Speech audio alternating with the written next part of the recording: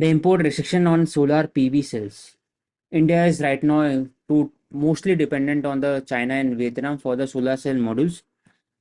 To make it self-reliance, India is following the process of giving incentive under the PLI scheme. तो data दिया हुआ है कि in China accounted for 53% of the India solar import 53%. China command 80% of the manufacturing capacity of silicon wafer cell modules. इसलिए PLI important है ताकि हम लोग कम इंपोर्ट भी करें और बाकी फिर हम लोग एक्सपोर्ट भी करें इसको.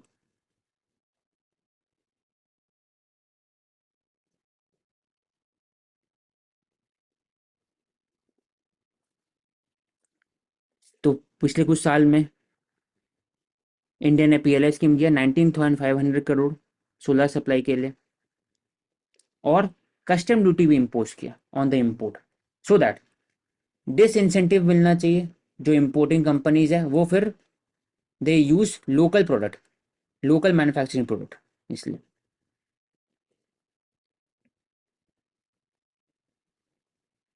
तो import restriction it is a very short term process. उससे प्रॉब्लम क्या होता है लॉन्ग टर्म में कि it will increase the cost of the solar energy और अल्टीमेटली सोलर टैरिफ बढ़ेगा और all the cost will be fulfilled और it will be paid by the customer themselves. उसके कारण जो कॉम्पिटिटिव है between the competition between the solar energy wind और nuclear इसमें कुछ मिसमैच होगा और सोलर लेस कॉम्पिटिटिव फील्ड में चल जाएंगे. इसलिए कि रिस्ट्रिक्शन जो import restriction it is very short term. Long term के लिए पीएलआई और इंसेंटिव है जैसे हम लोग बात करते हैं PM Suryoday Yojana rooftop solar. Sensex at 75,000 पहले 100 था 1986. Kaushik, I would add up पिछले वाले आर्टिकल में ये बॉडी मेंशन है ना, इंटरनेशनल एनर्जी एजेंसी. तो it is an autonomous agency 1974 में बनी and this was formulated by OECD in response to जो 1970s में ऑयल क्राइसिस हो रही थी. एंड इसके अलावा इंडिया इसकी एसोसिएशन कंट्री का पार्ट है. तो इसमें एक मैंडेटरी कंडीशन है कि अगर किसी भी मतलब कंट्री को आईएईए को ज्वाइन करना है, आईएए को, तो ओईसीडी का मेंबर होना मैंडेटरी है. तो इसलिए डेवलप इंडिया, कंट्रीज का हाँ member. हाँ, डेवलप्ड कंट्रीज का, तो इंडिया एसोसिएशन कंट्रीज का पार्ट है इसमें. इंडिया और गवर्नमेंट इसकी जो है वो रिपोर्ट्स, भी हाँ, इंटर गवर्नमेंटल है ओईसीडी दोनों. हम्म, और मेजर रिपोर्ट्स कौन सी पब्लिश की जाती है? इंटरनेशनल एनर्जी एजेंसी जो करता है world energy outlook, world energy investment report, India energy outlook report भी यही है, और कोल रिपोर्ट भी यही पब्लिश करते हैं. सिंपल कि कोल मार्केट, तो जो भी क्रूड ऑयल मार्केट में जो भी चेंजेस हो रहे हैं या एनर्जी से रिलेटेड है वो सब ये करते हैं. सेंसेक्स एट 75,000 पहले 100 था 1986 में बेस प्राइस वहां से 25,000 हुआ और अभी 75,000. This occurs increase in the belief in the stock market. Investment बढ़ा है एफपीआई बढ़ा है और in longer term Indian stock market जो एनएससी और बीएससी है it is both are in top 10 और फिफ्थ पोजीशन पर आने वाला है. बीएससी एनएससी $4 ट्रिलियन अप्रोक्सीमेटली है कैपिटलाइजेशन.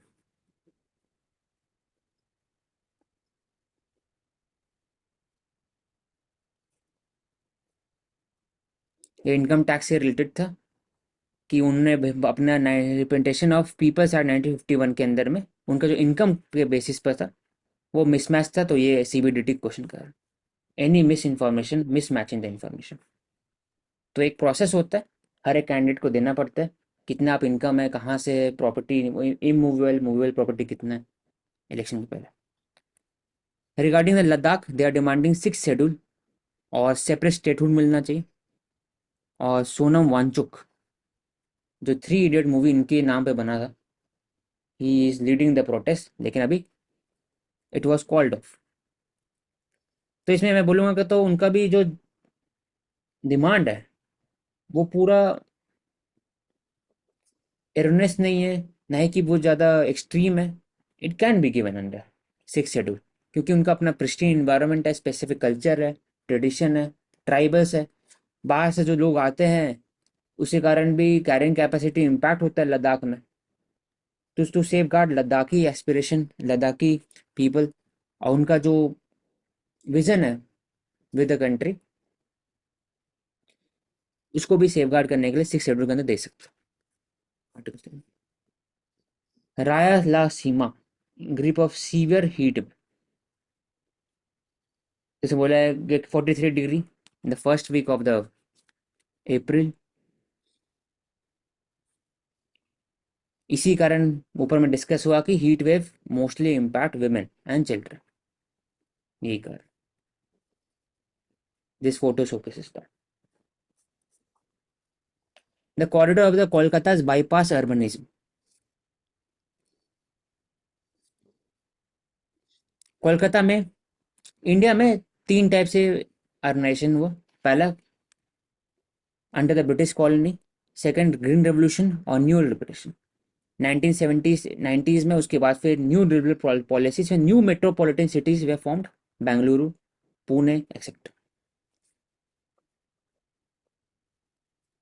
तो अगर कोलकाता देखा जाए तो सॉल्ट लेक सिटी, जो एक पॉलिटिकल डिसीजन लिया गया कि वो सॉल्ट लेक सिटी थोड़ा फेमस, थोड़ा सा मॉडर्न है, comparable to Bengaluru within the Calcutta city.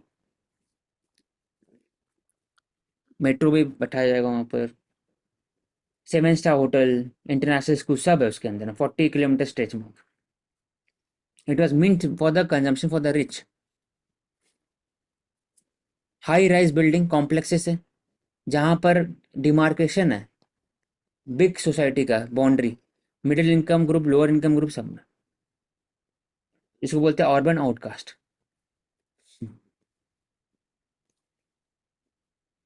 It has become territories of deprivation, subjugation, inequality, impacting the social life.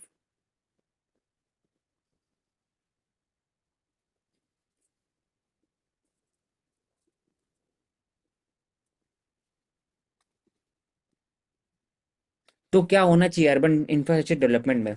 मेरे अनुसार दो टाइप से होता है, एक तो ट्रैफिक से रिलेटेड, दूसरा है सीवेज ट्रीटमेंट, तीसरा अर्बन हाउसिंग। अर्बन हाउसिंग में वो private sector, public sector, public sector में आप पीएम आवास बना सकते हो, redevelopment of the slums, Jagga model, या फिर मुंबई का हो गया। और जो प्राइवेट सेक्टर में बात की जाए तो you have to regulate through the use of RERA. कहीं पर आपको बनाना है तो आप बनाइए, adhering to the principle of the गृह गाइडलाइन और जो बिल्डिंग कोड है, floor index, floor space index है, उसको अडेयर करना होगा, फायर सेफ्टी कोड एक्सेट्रा। अगर सीवेज ट्रीटमेंट का बात किया जाए तो कम्युनिटी बेस्ड होना चाहिए, और एक लोकल बॉडी बेस्ड, जिसमें ईपीआर मॉडल भी आना चाहिए, बॉन्ड भी इशू करने का पावर होना चाहिए लोकल बॉडीज को। तीसरा ट्रैफिक का बात किया तो उसमें अलग अलग एरियाज में बात करना चाहिए, सर्कुलर रोड, ऑर्बिटल रोड, जैसे सर्कुलर रोड है, बाईपास हो गया, रोड हो गया, हर एक सिटी के अंदर बाईपास रोड होता है जिसमें सिटी के अंदर में ट्रक को जाना नहीं पड़े, बाहर से निकल जाए। ट्रैफिक मैनेजमेंट में पब्लिक ट्रांसपोर्टेशन का रूल आता है, ट्रैम का रूल आता है इसमें, e tram, e buses, tuk tuk, auto rickshaw, सब इसमें, cycling track, pedestrian track. Gross mismanagement, India is following behind in effort to control tuberculosis, तो 5% वेयर नॉट क्योर्ड, और 95% को ही देख सकते हैं और उसको एसेस कर सकते हैं। Problem we have discuss in detail, क्या क्या प्रॉब्लम है ट्यूबरकुलोसिस से रिलेटेड।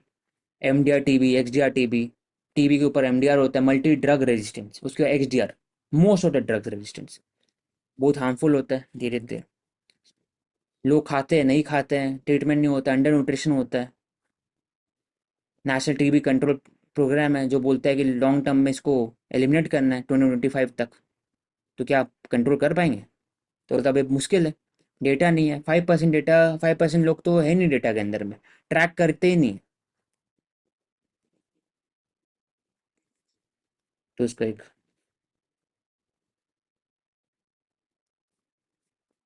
सबसे बड़ा रोल इसमें अगर आएगा जन आरोग्य मंदिर का, नेशनल निक्षय पोर्टल जो ऑनलाइन आप ट्रैक कर सकते हो, आशा वर्कर को कनेक्ट कर सकते हो इससे, community based health care important आता है, न्यूट्रिशन ड्राइव होना चाहिए।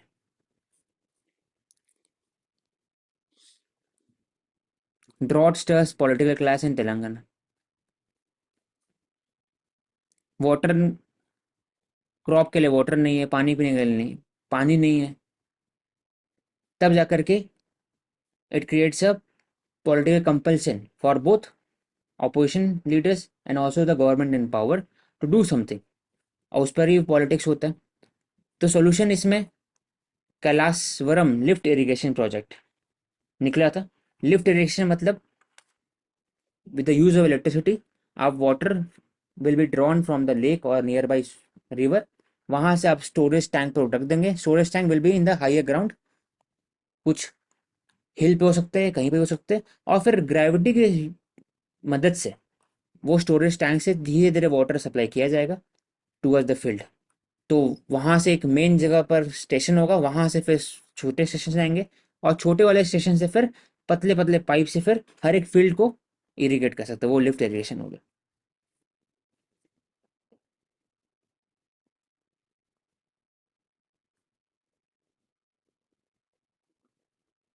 और जो अभी हमने रायलसीमा रीजन कवर किया, तो that is also at the border between Andhra Pradesh and Telangana. इस हम्म, रीजन में पुलिकट लेक लोकेटेड है, और यहाँ पे जो फॉरेस्ट, नेचर ऑफ फॉरेस्ट है, या जो नेम है, popular name, that is Nallamala forest. Nallamala. 20 firms bought poll bond within 3 years of punishable offense. A law banning firms within 3 years of incorporation to make political contribution was applicable for electoral bond donation as well. लेकिन बहुत सारे firm 1 month के पहले वो बने हैं company और पैसा दे दिया, 4 करोड़ रुपये, 5 करोड़, 3 महीना पहले बने, 1 साल पहले बने। ये कंपनी अक्सूस लॉजिस्टिक 1 साल पहले बने, 22 करोड़ रुपये दिए। तो this showcases the company shell company हो सकता है, और इट इज ओनली कंस्ट्रक्टेड या it is established only for the political donation. तो ये बिकॉज कम इसमें दिया हुआ रूल में है कि आप 3 साल पहले अगर आप कंपनी बना तो आप नहीं पे कर सकते, पॉलिटिकल कंट्रीब्यूशन नहीं कर सकते। तो वो इलेक्ट्रो बॉन्ड के पर भी था वो लागू। तो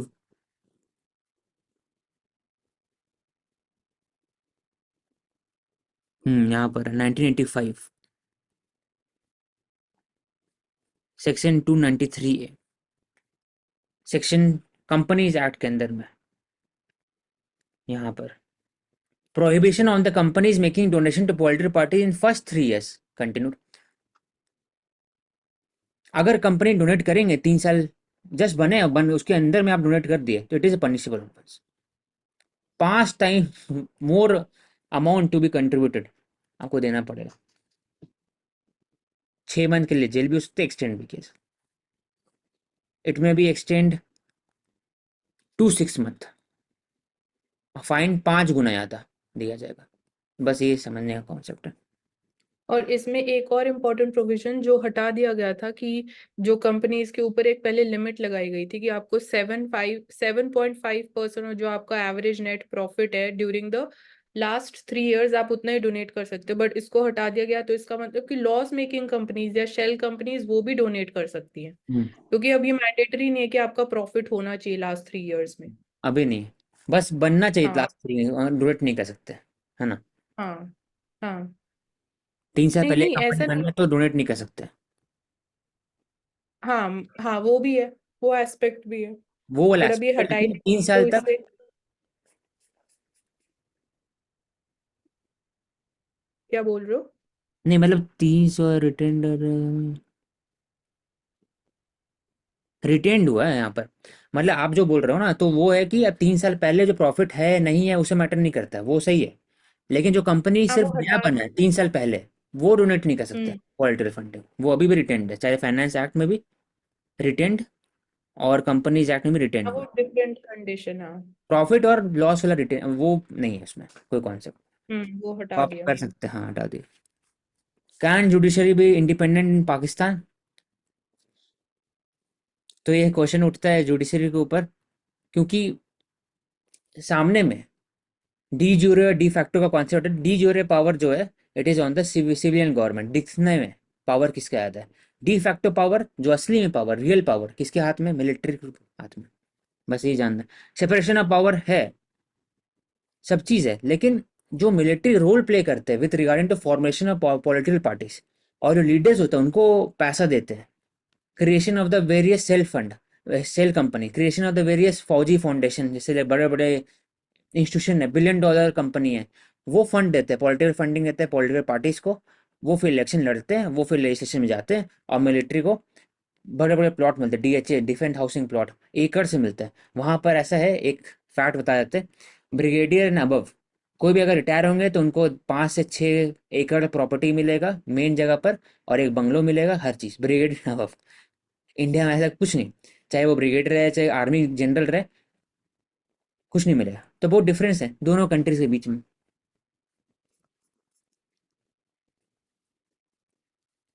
candidate have right to privacy from the voters, rules SC, supreme court.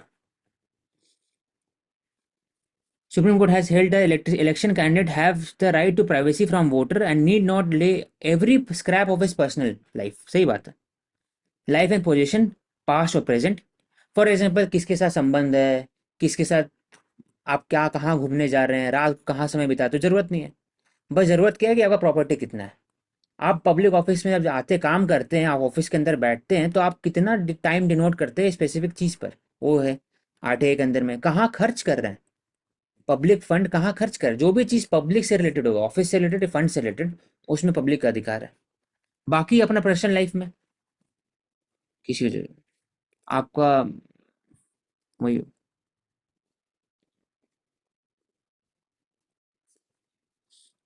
ऐसी question centre reserve position industrial alcohol. States बोलते हैं कि मुझे अधिकार क्यों नहीं है to levy the custom duty on the industrial alcohol, सिर्फ सेंटर के पास अधिकार है। तो पहले भी जजमेंट था कि स्टेट का अधिकार है सिर्फ कंजम्पशन पर, सेंटर सेंटर पर अधिकार है on the industrial use of alcohol, not consumption based on human.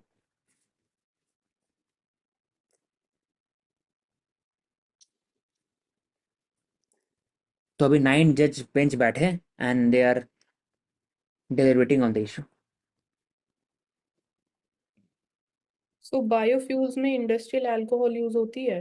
हाँ होगा। ठीक क्योंकि है, क्यों ऐसा है, डिसइंफेक्टेंट। इसके एक ही कारण के कारण लिखा हुआ है, एक ही कारण है, क्योंकि जो सेंटर्स एक्साइज जो है it is under concurrent list के अंदर में भी है इंडस्ट्रीज, और इंडस्ट्रीज एक्ट 1951 उसके अंदर में सेंटर पास पावर रहेगा ना, क्योंकि वो पार्लियामेंट मेड एक्ट है। दूसरा तो एक दे हैव आल्सो यूज्ड कि Maharashtra, Punjab, Kerala, Uttar Pradesh, they have alarmed about industrial alcohol being used to make intoxicating liquor. ओ, अब समझ में आया, हूच ट्रेजेडी इसको बोलते हैं कि कंट्री बेस्ड लिकर। तो क्या होता है कि जो कंजम्पशन बेस्ड होता है it is regulated by the state, उसमें डिटरेंट स्टेट इम्पोज करता है, लेकिन जो नकली अल्कोहल है, Hooch tragedy, for example spirit मिलाया जाता है, एथेनॉल की जगह में मेथनॉल मिलाया जाता है, वो सब they are derive from the industries. जो इंडस्ट्रियल पर्पस के लिए यूज होना चाहिए था अल्कोहल, उसमें से कुछ कंटेनर चोरी करके या फिर इलीगल स्मगलिंग करके उसको बनाया जाता है। तब स्टेट का कहना ये है कि अगर आप चाह रहे हो कि मैं रेगुलेट करूँ, ये सब जो ट्रेजेडी होती है उसको रोकूं, उसके लिए मुझे रेगुलेट करना पड़ेगा इंडस्ट्रियल अल्कोहल, मेरे को छापा मारना पड़ेगा इंडस्ट्री में जाकर के, क्या आप आपका जो ऑडिटिंग के अंदर में लिखा हुआ है वो मैच करता है रियल ग्राउंड से। तो जब पावर तब ना मिलेगा जब आपके पास पावर रहेगा, पावर ही नहीं है। तो जब हम लोग लिखते हैं with regarding to the hooch tragedy और कंट्री बेस्ड लिकर, तो एक एग्जांपल इसका आ सकता है कि state can not remain mute spectator. State have don't have it does not have any power to regulate the industrial based alcohol. That is why it becomes very difficult for the state to regulate country based alcohol, because most of the country based alcohol they are supplied from the industry based alcohol। तो overall connect कर दिए उससे भी। तो इसमें यही है कि जो इंडस्ट्रियल अल्कोहल है कौन सी एक्ट के अंडर है, इंडस्ट्रीज डेवलपमेंट रेगुलेशन एक्ट 1951। तो इसमें 3 सब्जेक्ट्स है, जो 3 लिस्ट है। स्टेट लिस्ट में जो अभी आपने मेंशन किया कि इंटॉक्सिकेटिंग लिकर जो है, जो ह्यूमन कंजम्पशन के लिए, वो स्टेट रेगुलेट कर सकते हैं उसका प्रोडक्शन, मैन्युफैक्चर, पोजेशन, ट्रांसपोर्ट, सब कुछ।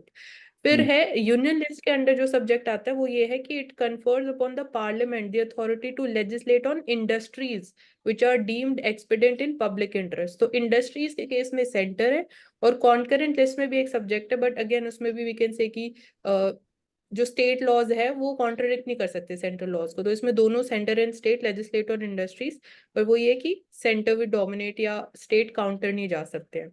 हम्म, तो तो ये जो एक्ट का रेगुलेशन है सेंटर के अंडर ही है, IDRA एक्ट। हम्म, तो इसी डेलिब्रेशन, इसी जजमेंट के अंदर में जब बात हो रहा था, तो उसमें डीवाई चंद्रचूड़ जी, सीजेआई, वो क्वेश्चन पूछे solicitor general of India Tushar Mehta, then he was appearing from the centre. मुझे क्वेश्चन पूछा कि अल्टीमेटली जो पॉलिटिकल कंपनसेशन होता है, किसी का डेथ होता है, तो वो तो political parties in the state पर पड़ता है, रिस्पॉन्सिबिलिटी ऑन द स्टेट है, responsibility on the state police है, तो भाई वो रेगुलेट क्यों नहीं कर सकते इंडस्ट्रियल अल्कोहल? तो वो क्वेश्चन पूछा। तो ये बात मैटर सब जुडिस है, अभी चल रहा है, we will discuss in detail जब आएगा जजमेंट। और इंडस्ट्रियल अल्कोहल को we also know it by another name, तीन डीनेचर्ड एक। अल्कोहल। डीनेचर्ड क्योंकि ह्यूमन कंज्यूम नहीं कर सकते। हम्म, उसमें टॉक्सिकेंट्स कौन से यूज किए जाते हैं? मीथेनॉल मिथुन। एग्जांपल है, benzene, pyridine, castor oil, gasoline, acetone, ये सब इसमें यूज किया जाता है। हम्म। India likely to record normal monsoon this year, says SkyMet, private agency है SkyMet। IMD have also said कि एल नीनो रिवर्स होगा, और अभी ऊपर भी हम लोग बात की है रिगार्डिंग द फूड इन्फ्लेशन, उसमें ला लीना का चांसेस है इस बार आने का। तो इसके कारण heavy rainfall, number of rain बढ़ेगा, लेकिन ओवरऑल जो रेनफॉल रहेगा 102 रहेगा। कैसे होता है? 100 ± 5 के अनुसार अगर अंदर में रहता है तो इट इज नॉर्मल। हाँ, लॉन्ग पीरियड एवरेज मतलब कि पिछले 20 साल 30 साल में जो एवरेज है उसके अकॉर्डिंगली 100 ± 5। लेकिन एराटिक हो सकता है, शॉर्ट टर्म ज़्यादा रेनफॉल, कुछ कुछ जगह में कम हो सकता है रेनफॉल। तो ओवरऑल इंडिया में जब रेनफॉल मॉडरेट रहेंगे, कुछ कुछ रीजन में ज़्यादा हो सकता है, कुछ कम, और ज़्यादा भी होगा तो कम समय में ज़्यादा हो सकता है, ये भी चांसेस है। तो नॉर्मल रेनफॉल मतलब नॉर्मल रेनफॉल नहीं, उसमें भी एराटिक रेनफॉल है एक तरह से देखा जाए। ED lens on online gaming firms setup in Cyprus Malta. Cyprus Malta, Mauritius सब फेमस है regarding to shell companies. Cyprus model भी देखे हम लोग रिगार्डिंग टैक्स इन्वेजन, और Russia collaboration with the Cyprus government regarding bypassing of the swift sanction on it. तो ऐसी Malta, Cyprus, वहाँ पर इन्वेस्टर्स है in the gaming firm. Gaming firm कौन से होंगे? मोस्टली ये स्किल बेस्ड नहीं होंगे गेमिंग फर्म, जहाँ तक मुझे लगता है। They are defrauding the individual, वहाँ बैठ वही है, के game of chance. Game of chance ही होंगे मतलब मसला। Digital forensic firm with iPhone tracking technology list ED as one of its client. iPhone cracking hardware. Enforcement Directorate is a client of the cyber forensic. Israeli take firm जो world famous है, Pegasus भी इसी के अंदर में यहीं से आए थे। कि पेगासस क्या था कि आपको एक ईमेल भेजा जाएगा, एक फोटो भेजा जाएगा, आपको लगेगा ये तो फोटो है, आप बस फोटो क्लिक करें, डाउनलोड का ऑप्शन आता है ना व्हाट्सएप में, बस क्लिक किए, फोटो डाउनलोड, आपको लगा अरे फोटो बेकार है, डिलीट कर दिए। जैसे ही आप डाउनलोड करते हैं वैसे ही वो पीछे में सॉफ्टवेयर स्टार्ट हो जाता है, और it starts to download in the application, और एप्लीकेशन पे बैक बैक हैंड में रन करना स्टार्ट कर देता है, आपका रैम चलने लगता है, और वो जो भी डेटा है वो फिर सेंड करना स्टार्ट कर देता है थ्रू द इंटरनेट, आपको पता भी नहीं चलता। तो सिर्फ ऐप डाउनलोड करने से नहीं होता है, आपको व्हाट्सएप में सिर्फ इमेज डाउनलोड करने भेजा जाएगा, और आप क्लिक करेंगे डाउनलोड हो जाएगा पेगासस।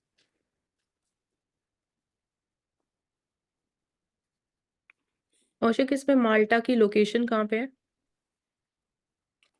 माल्टा, हाँ, माल्टा होंगे इटली के आसपास, वो यूरोपियन कंट्री, वेस्टर्न यूरोप के अंदर में माल्टा। हाँ, दोनों साइप्रस और माल्टा दोनों मेडिटेरेनियन सी में है, तो माल्टा बिल्कुल सदर्न कोस्ट के पास में है इटली इटली के, के, हाँ, साउदर्न कोस्ट माल्टा। बिल्कुल सदर्न साइड में। सेंट्रल रिकॉर्ड्स और 5 साइप्रस CAPF, हाँ बोलो। में, Cyprus southern side of Turkey है एग्जैक्ट। तभी तो टर्की के जो, साइप्रस के जो नॉर्दर्न साइड है वो टर्किश डोमिनेटेड है, यही कारण है। और टर्की, साइप्रस जो सदर्न साइड है ग्रीस डोमिनेटेड है, इसलिए ग्रीक और टर्की के बीच में क्लैश रहता है ओवर द साइप्रस, यही कारण है। हम्म। क्योंकि Greek became independent from the Ottoman empire, इसलिए ग्रीक और साइप्रस का हमेशा से क्लैश रहता है। So CF personnel, CAPF have been recalled from Manipur after normalcy. Hamas reviewing the Israel truce proposal. BB says nothing will prevent Rafah's op. Swiss climate policy violate human right. The Swiss climate policy क्या है?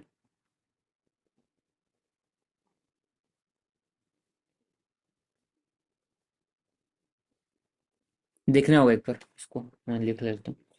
Israel shoots down drone from Red Sea with Sea Dome missile for the first time. Sea borne missile defence system, अभी जो हमने बात करते iron डोम, जो वहाँ जो टेरिटरी के अंदर में रहते हैं, लैंड बेस्ड है, ये sea based sea dome. It works as same as land based iron dome, तो iron dome for the sea is sea dome, sea dome, ठीक है। Russia China discuss way to deeper security ties in Eurasia. जो when we are discussing regarding the Russia and China, तो India apprehension हमेशा से रहा है, even during the British colonial rule. याद करना चाहिए कि जब वेलेस्ले सब्सिडी अलायंस करते हैं 1801 और 1800 के आसपास में, उस समय टीपू सुल्तान 1799 में उनको डिजिटलाइज किया गया, हटाया गया, पूरा मैसूर को ब्रिटिश कॉलोनी का पावर पार्ट बनाया गया। तो उनका रोल क्या था वेलेस्ली का? वही सोचता ना कि Russia is attacking from the Afghanistan region. वैसे ही जब जो ब्रिटिश रूल का मैंडेट रहा, ब्रिटिश रूल का जो कॉन्सेप्ट रहता है कि to secure the north west frontier, क्यों रशिया अटैक करेगा वहाँ नॉर्थ वेस्टर्न रीजन, तभी भेजा गया था यहाँ से 1842 30s में सिंध में, 40s में इसमें, और पंजाब को भी इसमें सिक्योर किया गया था 49 के आसपास में। तभी तभी से रशिया और China, even after the independence 1947 के बाद से, जवाहरलाल नेहरू जी को पहला सबसे दिमाग में ये था कि how to create a mistrust, quote and quote exact word नहीं है लेकिन फील का बात करो, कि mister between Russia and China, क्योंकि वो रशिया सोवियत बेस्ड थे, चाइना माओ बेस्ड, और रशिया चाइना साथ में आए थे, तो ओवरऑल पूरा एशिया उनके कमांड के अंदर में। इंडिया चाहता नहीं ऐसा, इसलिए India slowly wanted to use the strain between the Mao and Stalin और क्रूशेव, निकिता क्रूशेव, दोनों के बीच में जो प्रॉब्लम हुआ। तो रशिया चाइना अलायंस इस, अगर बोलेंगे इंडिया के लिए फर्स्ट सिक्योरिटी चैलेंज है, इंडिया के लिए पाकिस्तान नहीं है, रशिया चाइना अलायंस है। इसलिए इंडिया हमेशा चाहता है कि रशिया को बैलेंस करे कभी, इसलिए इंडिया के साथ हमेशा, रशिया के साथ स्ट्रैटेजिक ऑटोनॉमी का रिलेशनशिप है, लॉन्ग टर्म विजन है, और स्ट्रैटेजिक कन्वर्जेंस है ऑन वेरियस फैक्टर्स। इंडिया कभी नहीं बात करेगा कि रशिया चाइना साथ में आ जाए, इसलिए इंडिया हमेशा रशिया को लेकर चलता है, और चाइना को भी बोलते हैं कि yes we are neighbours, we are Asian giant, ऐसे करके। और रशिया, हाँ अगर बात किया रशिया पर्सपेक्टिव, अब तो इंडिया पर्सपेक्टिव बात कर लिया, रशिया पर्सपेक्टिव बात किया जाए, तो रशिया ऑल्सो टॉक्स अबाउट कि वो भी नहीं आना अंदर चाहते, कि हाँ वो भी चाइना के अंदर नहीं आना चाहते, क्योंकि it it also have own prestige, it also have own heritage culture civilisation. और China, it sees China as a Asian power, Russia sees Russia as a European power, तो एक वो भी एंगल आता है। Strategic military infrastructure upgrade in Andaman and Nicobar island, 75,000 crore rupees have been allocated for establishing the Andaman and Nicobar Island as a base for the Tri-Service Command और इसको कैसे secure करेंगे for the future Indo Pacific doctrine. उसके लिए giga fibre भी establish हुआ, nuclear submarine का बात हुआ, रेट्रोफिटिंग से लेकर के जो लैंडिंग, सेवरल एस्पेक्ट में न्यूक्लियर स्ट्रैटेजिक बनाया जा रहा है with respect to Andaman Nicobar island. बस it is as of now it is only tri's apex command. It was establish in 2001। North में कोकोस आइलैंड है which was given to the Myanmar in 1950s।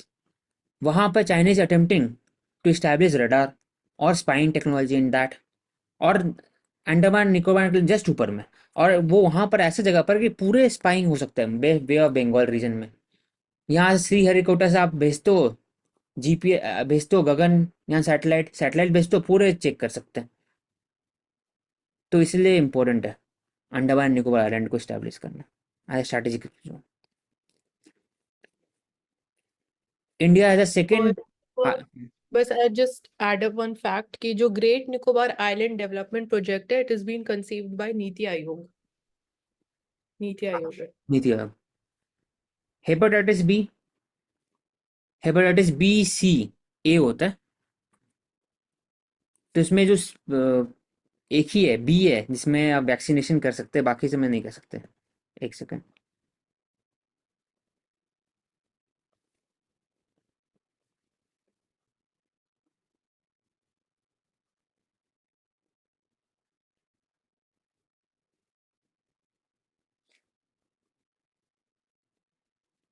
इसको मैं डाल दूंगा वो हेपेटाइटिस बी सी और D वाला एक बार।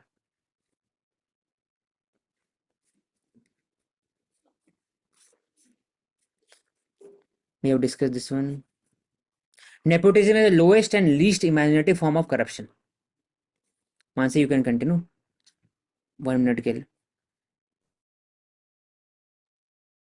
ठीक है, इसमें पहले एडअप कर देती हूँ हेपेटाइटिस वाला जो टाइप्स है। इन शॉर्ट, हेपेटाइटिस ए जो है, इसमें a person recovers fully from hepatitis A with life long immunity जो डेवलप हो जाती है। हेपेटाइटिस बी प्रिवेंट कर सकते हैं, एक वैक्सीन है for hepatitis B prevention. Hepatitis C, कोई like there is no currently effective vaccination against C, तो बी की वैक्सीन है, सी की कोई वैक्सीन नहीं है। ए में पूरा कंप्लीटली रिकवर हो जाता है। डी में वी आर सीइंग कि डी का इन्फेक्शन प्रिवेंट हो सकता है विद हेपेटाइटिस बी में, जो अगर आप इन्फेक्टेड हो, अगर आपके बाद में डी आप डेवलप कर लेते हो। बट यहाँ पे भी बी वाला जो टाइप उससे इम्यूनाइजेशन में it helps in fighting this, और it affects globally near 5% of the population. But treatment है, मतलब in terms of suppressing the symptoms जो हैं। एंड देन हेपेटाइटिस ई भी है, so there is a vaccine to prevent hepatitis E also, but ये भी सिर्फ चाइना में अवेलेबल है। तो इसमें और नेक्स्ट आंसर। ओवरऑल हेपेटाइटिस जो, हाँ, लिवर इन्फ्लेमेशन। उस डाल देना मानसी, उसमें देख लेंगे उसको एक बार। ठीक है। अगर करप्शन बात की, corruption is only not because of the money. Corruption वो मॉरल भी हो सकता है, और दूसरा कि आप कोई बॉडी को क्लोज बना रहे हो, कोई पब्लिक बॉडी को क्लोज बना रहे हो, मेरिट को अपोज कर रहे हो, तो भी एक तरह का फॉर्म ऑफ करप्शन ही है। एग्जाम्पल ले सकते हैं इसको जैसे। हाँ, बोल सकते हैं इसको। Education system age home. Medical student क्यों जाते हैं? क्योंकि पैसे यहाँ पर ज़्यादा लगता है, यहाँ पर 50 लाख से ऊपर लगता है, वहाँ पर कम है। इसमें रोल आता है नेशनल मेडिकल कमीशन का, जो तय करते हैं 50% ऑफ द सीट्स कि बाकी 50% खुद से तय करिए कितना होना चाहिए फीस, लेकिन 50% एनएमसी तय करेंगे, और उसके अकॉर्डिंगली नेक्स्ट टेस्ट होगा। जो लोग बाहर से पढ़ के आ रहे हैं उनको भी देना पड़ेगा। उससे एक rationalisation of the skills and specialisation of the skill हो सकता है।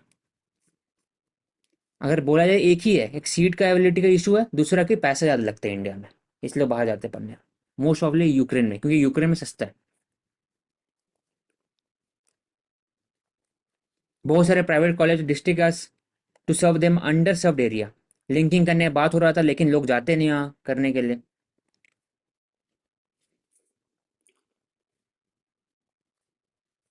वही MBBS graduate from foreign institute have to undergo another rigorous test to practice in India. तो इसमें बोला जाता है कि आप बाहर पढ़ सकते हो लेकिन एक नेक्स्ट टेस्ट होना चाहिए जिसके कारण आपको जो आपका डिग्री जो बाहर से भी है उसको रिकॉग्नाइज किया जा सकते हैं, ऐसा कर सकते हैं। 70% of the MBBS aspirant are now pursuing the dream college in Serbia, Kyrgyzstan, Uzbekistan, Georgia. इनकी सीट कम है इसलिए। हम्म।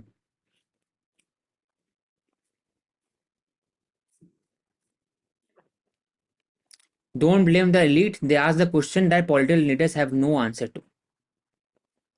इंटेलेक्चुअल एलिट दो टाइप के होते हैं, या तो क्वेश्चन पूछते हैं सोक्रेट जैसे, या ग्रामस्की के ऑर्गेनिक इंटेलेक्चुअल जो स्टेट की तरफ से अपॉइंटेड होते हैं to make the people confirm to the establish idea. तो अब देखना है कौन सा वाले इंडिविजुअल है।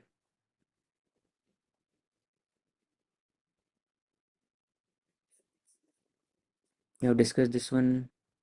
Let me discuss. Imperative for the US and China to engage are real.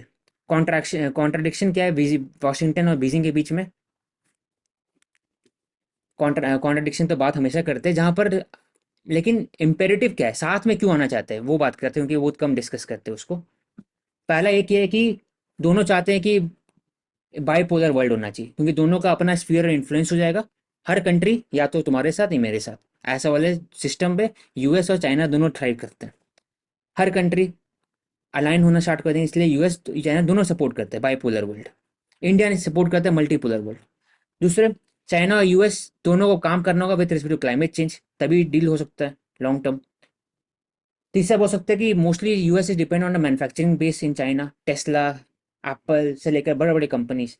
तो अचानक से डीकपल करेंगे तो पूरे जो इंडस्ट्रियल बेस है उस पर इम्पैक्ट होगा, तो इसलिए यूएस चाहेगा कि बात करे चाइना के साथ। दूसरे, यूएस चाहे चाइना से बात करे क्योंकि वो चाहेगा कि रशिया जो है it is creating problem in the European region, तो चाइना को यूज करके रशिया को कंट्रोल कर सकते हैं, क्योंकि ऐसे तो कर नहीं सकते हैं रशिया को कंट्रोल।